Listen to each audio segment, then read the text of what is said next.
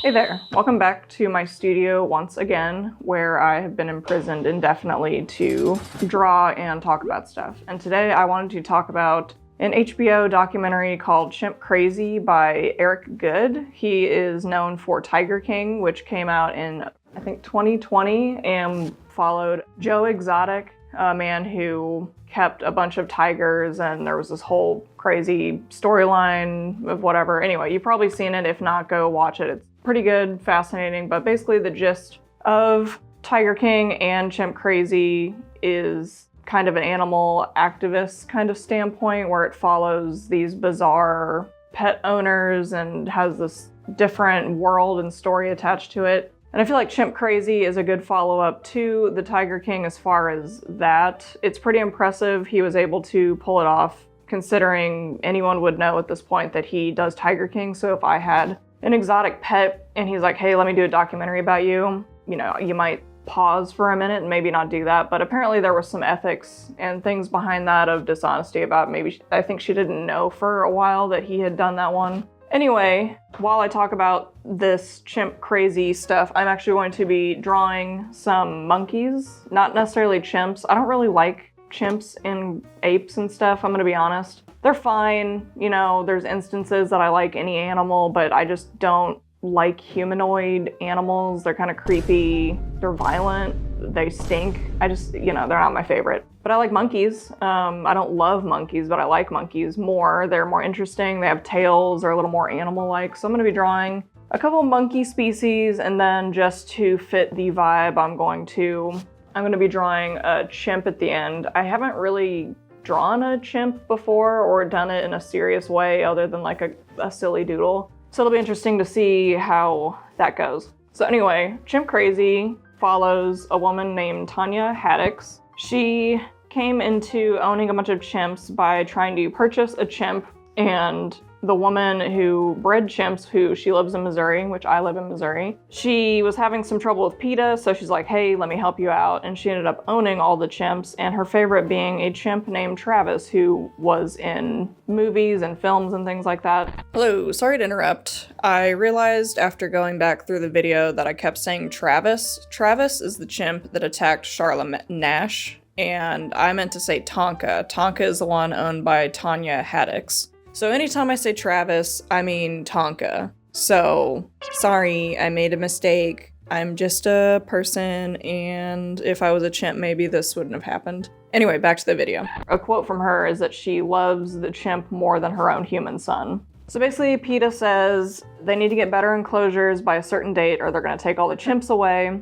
And apparently they don't meet those deadlines, so they come and take all the chimps, except Travis had apparently passed away. So then it follows Tanya as she's having these legal battles with PETA as they try to prove that Travis is actually alive, and she's saying, no, he's not alive. And while we're following that, they also discuss other chimp owners. Apparently this community, they all kind of know each other, or at least are aware of each other and do dealings with each other. So they, of course, cover the Charlotte Nash incident, I think we're all aware of, where the monkey of her friend tore her face off. And then they go on to talk about how she immediately after tried to get another chimp. So it just kind of goes over like the weird mental backflips and like the weird, I don't know, just like the weird obsession these people have with chimps, which is the exact title, is just Chimp Crazy. But I could never fathom being that obsessed with something like that. I watched an interesting video that kind of discussed how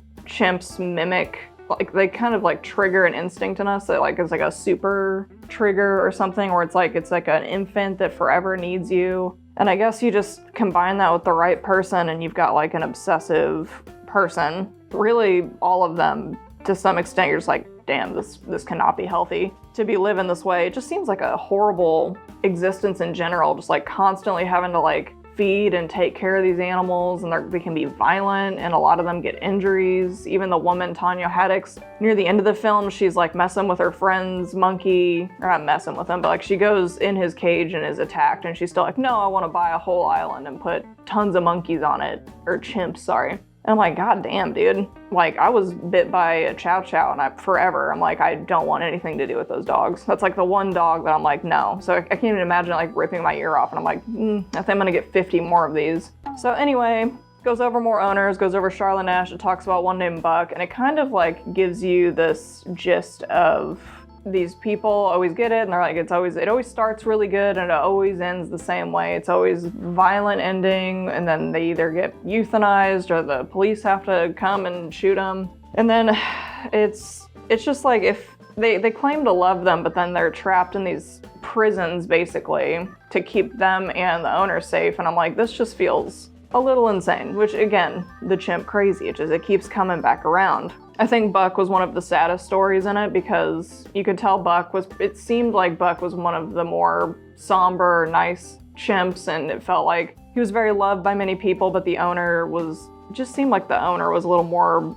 cold than the other owners, and the selfishness comes through, especially with Buck, where it's more about how can I get attention rather than actually loving the chimp. I mean, she probably did love it, but it felt like based on the interviews with her children and how it all turned out with Buck, it felt more like, well, it's not serving me anymore, so, let's get it shot. It did go violent at the end though, so it was rational that it happened, but it was kind of insinuated that it was kind of egged on in some way.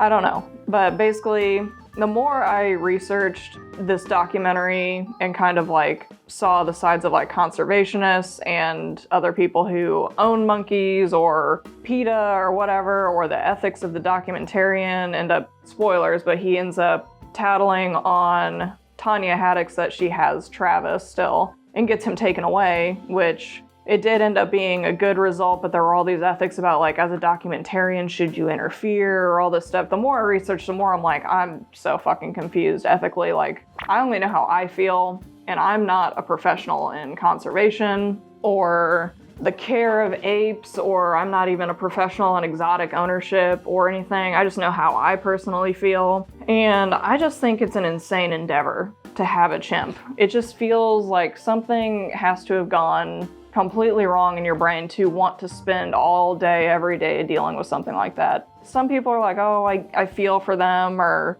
I feel kind of bad for the owners because like I get it. And I'm like, I can understand the empathy, but I don't feel it. Because it's like, if I had to go down and look at my pet in a basement prison cell every day, I'd be like, this is done. And it's different to me than like an intelligent chimp who needs tons of mental stimulation and socialization and a very special diet. Feels very different than like, say, a lizard in an aquarium, because the lizard just isn't at that intelligence level or needing that much stimulation. So I just think they're just more exotic pets to have that can give you like the attention or whatever you're craving, or give you like, some people just need something to do to distract themselves, and exotic pets are like a great way to do that. I just see like the exotic pets in tiers, where you should never own and never have, because there's so many moral and ethical and environmental quandaries as far as like care or whatever that no citizen should normally own. I'm gonna go out on a limb and just say chimps, tigers, elephants. I'm gonna go out and say maybe even a crocodile for like a private ownership. There's just certain pets that are just like, you need an enclosure. You need to be a zoo to own this thing. And then you've got your exotic pets where it's like, okay, if you have the proper enclosure and you obtained it in a way that makes sense, then sure. If you just want to like hassle with that and that's your thing and you're really good at it, I'd say like wolf dogs, foxes. There's one lady, I think she goes by Juniper, foxes or something. Basically a popular fox is Juniper. I like her exotic pet ownership because she regularly says how terrible these things are to own as pets. She rescues them all. So I don't mind that. And she has proper enclosures for it, and I like that she's not promoting the ownership of foxes, so stuff like that. And then there's the exotic pets that anyone can own. This can be your weird pet that makes you stand out and isn't gonna tear your face off. Stuff like sugar gliders, ferrets, least concern birds that aren't being poached out of the wild, like cockatiels and budgies and stuff like that. I mean, if you really want to just have a wild animal in your house, you could have a Bengal cat that's like a domestic version that was crossed with an exotic cat. And if you just want something tearing up your house, you can have that in there. So anyway, you can tell I'm not a huge fan of exotic pet ownership. I just think there's other difficult domestic animals you can mess with. I'm one to talk because I have horses and I have peacocks, and I guess you could count my toad as a little exotic. It's not really that exotic, but all it does is sit in there all day, eat worms, and it's not tearing people's faces off. But I just think there are just so many options before you reach chimp, is all I'm saying. Regardless, overall, I felt like the documentary was very well done. It was entertaining, much like Tiger King. He's very good at like the entertainment factor, which was, again, an ethical point that people brought up where it's like, what are the ethics of making something so serious, so entertaining? Which I don't fucking know, but it, you know, raised awareness to it. I've been aware of monkey ownership for a long time, just because, again, I live in Missouri. I would go to livestock auctions as a kid with my dad, and I've seen monkeys at these auctions, like spider monkeys and shit. There was an armadillo in a cage. Missouri has very loose laws about the selling and owning of animals. So I've seen these animals at auctions. I've never seen a chimp, but my dad said he's been to a couple with chimps. But thought it was a good documentary. You should go watch it. I will warn you, if you're sensitive to like animal abuse and suffering, I'd maybe just like kind of watch with caution. They don't show like a bunch of terrible imagery or anything, but it is kind of just sad watching these chimps, you know. It's just sad because they all end in tragedy, and you just see these people who are mentally unwell obsessing over these animals. They're spending tens of thousands of dollars just to have them, and even after they know how it ended last time, they're still going after it. It's a bizarre way to be in life, and I feel for them in that way, that there's something missing to where they need to fill it with a chimp, and that's a really like high intensive care and mental drain. And if you have that going on, I can empathize with that, but I can't empathize with keeping this intelligent wild animal in a cement cell where it can't naturally interact with its own kind in a way that is safe and productive, which in the end Travis ends up going to a sanctuary where it has these open big spaces that are in like catered groups and stuff where they can socialize, and they have a vet on call to like,